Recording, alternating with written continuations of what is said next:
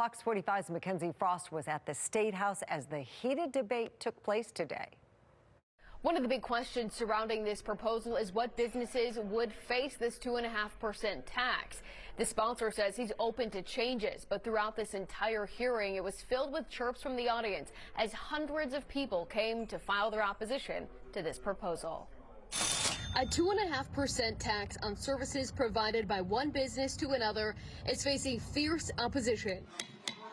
We have one bill today, 1554. Delegate David Moon backing the plan in the House, telling a committee Wednesday he understands the concerns. And it's been keeping me up at night, frankly, the last week as we close in on needing to make a decision. Nobody likes taxes. Nobody likes doing this. Pointing to actions at the federal level, with the Trump administration cutting jobs impacting Maryland's bottom line, he says the fiscal outlook in the state requires revenue-generating ideas. With the floor falling out on our fiscal ship, that we need more options. But Republican lawmakers quick to point to the state's budget crisis before a change in leadership at the White House. In sort of your preamble to why you brought the bill, you talked about, you brought this obviously late after the normal filing deadlines in response to actions in Washington, D.C. But you would agree with me that the state of Maryland had a $3 billion roughly deficit just for this year, well before anything that's happened in Washington, D.C. the last 60 days, right? That is correct. It's why I brought the bill last year. The hundreds of people who showed up to testify against the bill did not agree with some of the points from lawmakers. I don't know the answer to that. Okay.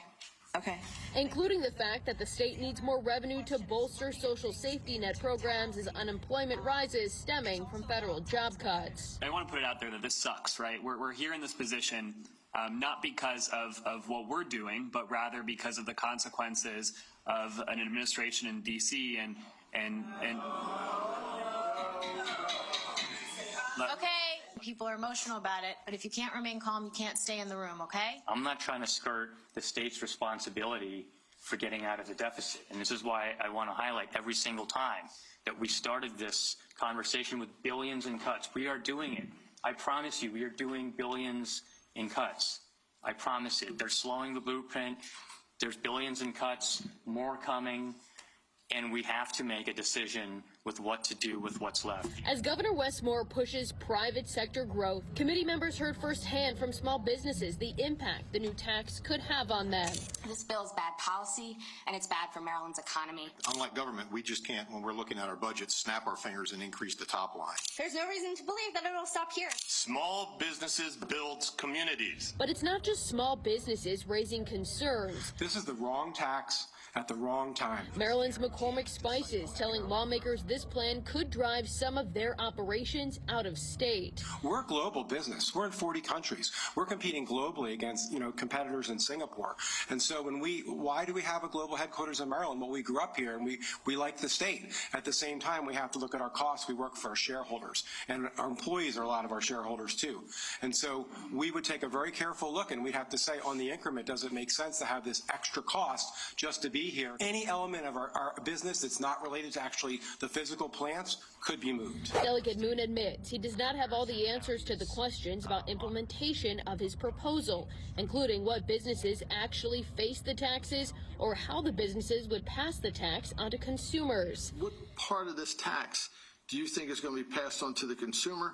I can't predict how people are going to choose to do it. It's just a part of their overhead. Fiscal analysts of the bill indicate the new tax could generate $833.6 million for fiscal year 2026 and up to $1.2 billion by 2030. But Republicans caution believing those numbers. These guesstimates that we make of how these policies are going to work frequently are wrong. Is this the biggest priority for your caucus to defeat? Yeah, but this is certainly a priority to defeat, no question about it. As the debate continues, leadership has indicated their support for taxing business services as the economy changes. But if more taxes are coming, it's not clear how many businesses will stay in Maryland at all. The conversation and debate surrounding this bill is far from over. It's possible certain sectors are carved out. We don't have the final list of what businesses would face this 2.5% tax. Republicans say they're hopeful that Governor Westmore will come out in opposition of this bill as soon as possible to end it. But so far, that has yet to happen. In Annapolis, Mackenzie Frost, Fox 45 News.